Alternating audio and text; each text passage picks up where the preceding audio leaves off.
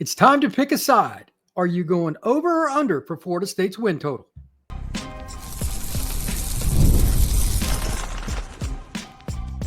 You are Locked On Seminoles, your daily podcast on the Florida State Seminoles.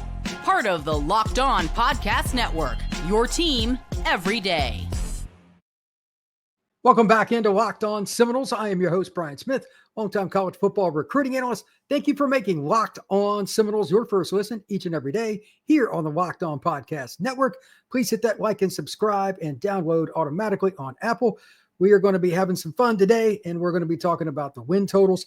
But first, our show is brought to you by our friends at FanDuel. Right now, new FanDuel customers can get $150 in bonus bets if your first $5 bet wins. Just join over at FanDuel.com. So, going to have a shortened show tonight, just discussing Florida State's win total.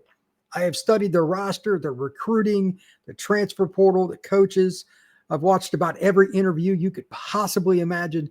And I want to give my feedback on where I am with it. And I'll give my prediction at the end of the show. I've had a slight change on why I think Florida State's total will be different than one I've been projecting for a while. But first off, the win total on FanDuel right now is 7.5. It's been that way for quite a while. That was the opening line, I believe, by FanDuel, and it has not budged for several months. So I'm assuming that there's quite a bit of consistency with over and under because Vegas wants half one way and half the other because they're going to make money on the juice. Fair enough. But I want to break down 4 key categories for Florida State going over and 4 key categories for Florida State going under that 7.5. Let's start off with the areas that I'm concerned most about looking at it from. Is Florida State improving? Going after last season, like anything's an improvement in general, but to get back to Florida State standards. That's what I really want to talk about here. Number 1, quarterback play. There's a lot of risk involved with Tommy Castellanos. Transfer. He's come into a system that he knows because, ironically, he's played with this coach before, but he hasn't played with these guys before.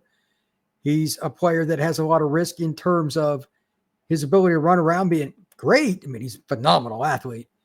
But with that, the chances of Tommy getting beat up at some point this year, missing at least one full game, I would go over on that. I would say, yes, it's very likely he's going to miss at least one and probably be out for about a half in total based on just getting beat up a little bit in games in general. That's not shocking. It's okay, though. He's going to play his heart out, and I can just tell you from knowing him when he was coming out of high school when he first got to UCF, that's a guy that plays 100 mile an hour. That's cool. That's what you want your leader to do. So if it happens, it happens. But if that's impacted by the timing, it is what it is. But you can't have him miss like any of the following games in any way, shape, or form, in my opinion. Bama, Clemson, Florida, Miami, NC State. That last one's on the road. Those are tough. The Virginia game, maybe. The timing of that game's not great. You need him to play in all those, every rep that you need him in the game. That's not how it works, though. So that would be a little bit of a concern. Secondarily, just pass protection. One of the concerns that has been reported from various reports, FSU's pass protection may not be elite. It may not even be quote-unquote good for the upper echelon of college football, which is why I brought up the following on a recent podcast here on Locked On Seminoles. Will they be leaving in 1 or 2 players, meaning like a running back or a tight end and H-back, to help protect Tommy in the pocket? It'll help you protect him, sure, but at the same time, that also alleviates 1 more, maybe 2 more, depending on the play, players to catch the football. If they're not really good at pass protection, and I truly mean really good, it could mitigate your offense. We'll see how that goes. That's a work in progress because you've got essentially 4 new transfers coming in to join a former transfer in the starting lineup. We'll see where Florida State goes with this, but that's a tough road to hoe. Next, this is just part of it for college football. It happens all the time. Sometimes it works, sometimes it doesn't. Schemes. You've got a new offensive line coach, a new defensive line coach. You've got a new safeties coach. You've got a new offensive coordinator. You've got a new receivers coach. How they're taught in practice, all the drills, all the little schemes they're going to be trying to implement. That's a lot of moving parts. And then you've got over 20 transfers again. How will that place itself together? We just simply do not know. I've liked what I've heard from the fall camp reports in general. I haven't heard any negative about continuity or any locker room problems with NIL or anything, but still, that is not a lock to go really, really well. And even if it's just in one game, remember the win total on FanDuel is 7.5. Will it work itself out? Will Florida State end up being a team with enough continuity to win some of those close games? Florida, NC State, Clemson, anybody like that, you just don't know. And if it doesn't, they could be the team that just doesn't get over the hump. So we'll see. And then finally, this is not really any shock, continuity overall. I talked about the transfers and everything. Is it just going to be too much each and every week to be consistent with false starts, busted coverages, all of those things, just the absolute colossal concerns that come with continuity? That word, along with the one that I use a lot in recruiting, comfort, are big reasons that teams win or lose. If you're not comfortable with the guys around you and what their assignment is, you may not do your job as well too. I mean, coaches say it all the time, just do your job. But it's human nature to worry about somebody next to you. I don't know how much continuity they have. They're not allowing anybody into practice. But with that, if you've got this many transfers and over half of Florida State's starters are transfers, it's hard to project them being a team that is consistent, especially early in the year with trusting one another, with all the new scheme and everything else. It's possible, but I just think the false starts and the busts and those key moments, whether it's a blocking scheme or in pass coverage, run gap fit, all those things together, somewhere it's going to cost Florida State a game. That's probably a realistic expectation, but we'll see if that keeps them under the 7.5 win total.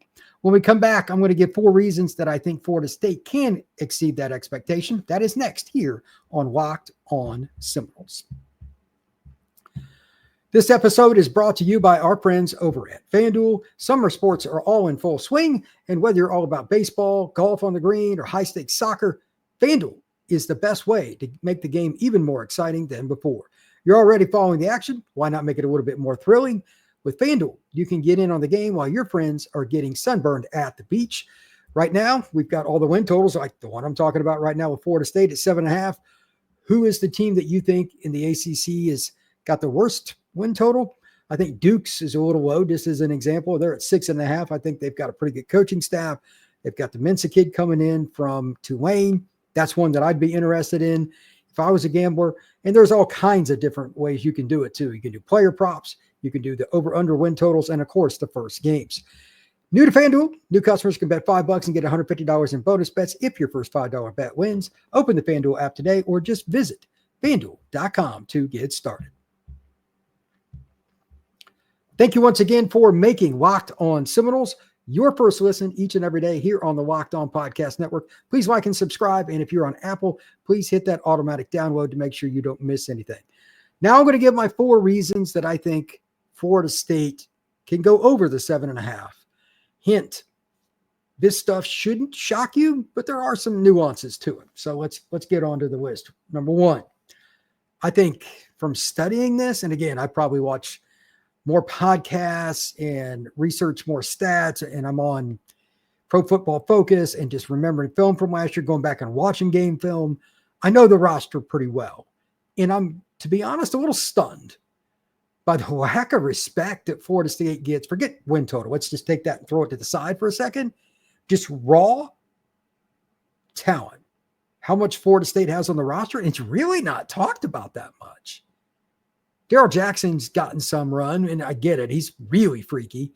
Deuce Robinson to a certain degree, and Tommy to a certain degree. But we really don't hear that much. Like some of those freshmen they had last year, some of the young guys, Cam Davis doesn't get any run. Well, Wayne McCoy, et cetera. It's just kind of in passing, unless it's local Florida State media. Throw them out too. Like nationally, in fans of other schools, like it is just crickets. I find that comical. Jeremiah coming in, the corner from Houston. That's a kid that's coming back. He's from Kissimmee, Florida. Osceola High School. He's always wanted to go to Florida State. That's one of your corners. You had Big Darrell. You've got, how about Jaden Jones? the transfer from the junior college ranks gets buried in 23 on the depth chart. They were loaded. He's a guy that gets hurt, still keeps working. I love this. This is one of my mainstays on why I'm very high on Florida State in the sense of the talent. Jake Jones is a guy nobody really thought about. He's 250, 260 pounds. They found another pass rusher to go along with. This is key. When you can rotate pass rushers, it's such a big deal. James Williams, you got Big Darrell, you've got McCray, you've got Diggs, you got KJ Sampson, Daniel Lyons. That front ought to be pretty good. I'm pretty excited about that. They've got more talent than what people are giving them credit. I always talk about, Jalen Lucas. He's maybe my favorite player to kind of watch. I'm really curious about him this season. I think he's going to be pretty good. And they got Landon Thomas. They got Pittman. They're undervalued, I think, as a overall roster. Prove me wrong, but Florida State's talent at some point is probably going to win them a game. Forget the system stuff that I just talked about right before the break. This is the other side of it. Number 2, specific playmakers, and I just mentioned a few of them, but Jeremiah, I think, will be a key. Having a guy that's so athletic like him at corner, that's a proven playmaker, that's a proven guy that likes to go watch film, setting the tone, is probably going to help that secondary a lot. They got a lot of talent anyway. You got Rawls and Kai Bates and all these guys competing for corner reps. I don't even know who's going to play where, to be honest with you, because I think that could change during the course of the season, but that's okay. You also have like Earl Little. They've been talking him up a lot. I think he's going to be a playmaker. Big Darrell in the middle at nose guard. That's pretty much an inevitable part. James Williams, again, Jaden Jones, Deuce Robinson, and then they got Chroma, the freshman running back. They got enough playmakers before we even get to Castellanos for me to say Florida State's going to be a team that's in front of the highlight reel for the ACC network, ESPN, ABC, CBS, NBC. They're going to be on a lot of highlights. I'm not worried about individual playmakers. They got a ton. Number 3, this is probably the one that I did not expect. Out of this 4 that I'm going over right now, matter of fact, it definitely is. I knew Florida State had some depth, but listening to Norvell and then just the assistant coaches and that little bit of intel that I've gotten and or read, Florida State's deeper. Like Jaden Jones is an example. I didn't even know who the heck he really was. I'd forgotten because he missed last year. He got hurt. You got Amari Williams coming off the bench. That's another guy. Like, how much is he going to play? They've got some serious athletes. Florida State has the depth now, not that you ever want injuries, where they can lose somebody at most spots. O-line's the one in particular beyond quarterback that I'm nervous about. But just about anywhere else, they can lose a guy for a couple weeks based on an ankle injury. They can lose a guy for a couple weeks based on him having some kind of sickness or something and just being under the weather and survive. Last year, it was fight or flight every week because they didn't have as much depth. They didn't have as many guys bought in. That was probably even the bigger problem. And it just festered. This team seems to be more bought in. They've got more leadership. Big Darrell leading the squad on the defensive side of the ball. Castellanos is all in. I think this team's depth will help them, and especially against teams like Virginia Tech. Those are decent football teams, but do they have the depth that Florida State does? No. And that will also give you a chance against other squads, too, that are a notch up, NC State, and then definitely, I think, teams like Florida, Miami, etc. If you're going to beat any of them, having the depth in the fourth quarter will make a difference. We'll see again how much the continuity works out, but this is not going to be a talent problem for Florida State this year. And then finally, this is an odd stat. I knew it was pretty good, but I didn't know how good. Florida State, I was kind of going through, making my own projections on who would start. And out of the 11 on each side of the ball, I think they're going to start 18 or more guys that are at least, keyword, at least 3 years removed from high school. Redshirt sophomores, juniors, seniors, fifth-year seniors. Their experience is insane. Now, I know a lot of them are still transfers and they haven't played together in certain situations all that long. But there's something to be said for Florida State having guys that are just more mature, know what it's like to be in an off-season conditioning program at least for 2 years. And finally, guys that have played in a lot of different places, high school, some are All-Americans, just going through this process over and over and over again when the chips are down, close game, or you're trailing in the second half, having experience is a big factor. Florida State's probably going to be in a lot of close games. Bama, Clemson, Florida, Miami, NC State, Virginia Tech, any of those games just in general. If they're a one-score game in the fourth quarter, it wouldn't be surprising.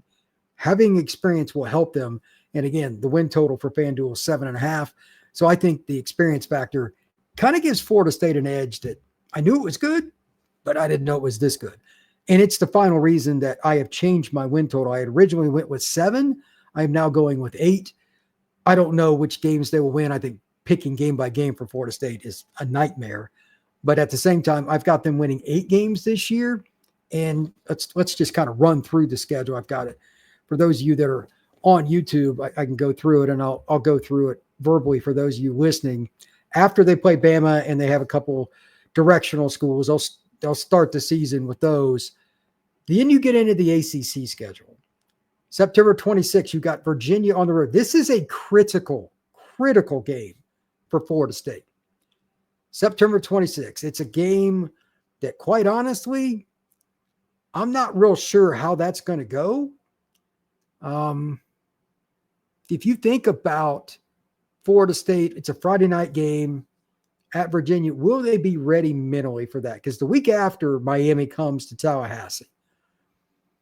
That's not exactly ideal, if you ask me, for a team like Virginia. They're improved. They've got more leadership. They've got more players on the trenches than they normally do, a lot more experience. That could be a danger game. Can't lose those kind of games.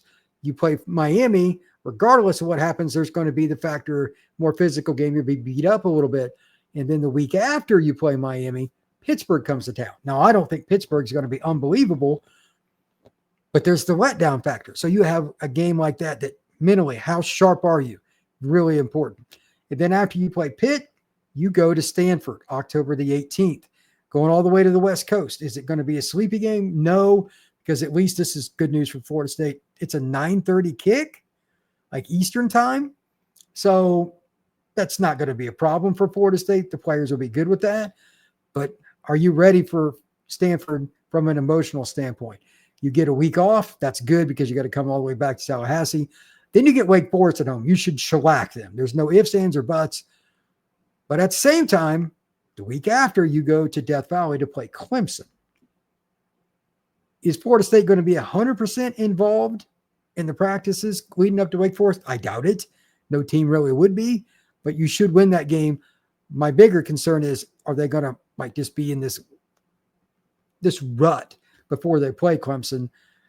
I hope they come out, kill them, rest their starters, and have a chance to go to Death Valley with more of a chance to win. After you play Clemson, this is another one of those in-between games. Are you going to be down? Are you going to be beat up? You have Virginia Tech coming to town. They got Drones, pretty good quarterback. Don't know what's going on with them. Their coach could be on the hot seat. He could be fired by then. That's a really tough game to predict this far out. It is November the 15th. We'll see. And then you go on the road for another Friday night game, 7 o'clock. You play NC State on the road. And to finish up, you certainly will be motivated. You play the Florida Gators on the road on the 29th. These are pretty basic rules of thumb with college football scheduling, but the up and downs with some of the teams right before the big games are my biggest fears. The other part of it, though, they really don't play back-to-back stud teams. They don't. So that's an advantage for Florida State. They don't play like Miami, then turn around and play Clemson. They don't play Florida the week after they play Clemson, something like that. So there's some positives and negatives with the schedule. But overall, again, I've got Florida State going 8-4 this year, and I want to talk more about it and kind of go through what I think is going to happen with Florida State overall. I'm going to do another live show on Sunday night. I'll put up a link at some point on Sunday if you want to check it out on YouTube. And that same show I will also upload to YouTube, Spotify, everywhere else as a main show for Monday morning. So once again, thank you for making Locked On Seminoles your first listen each and every day here on the Locked On Podcast Network. If you're on Apple, please hit the automatic download button and make sure that you check out this podcast every day. We will see you again soon here on the Locked On Seminoles.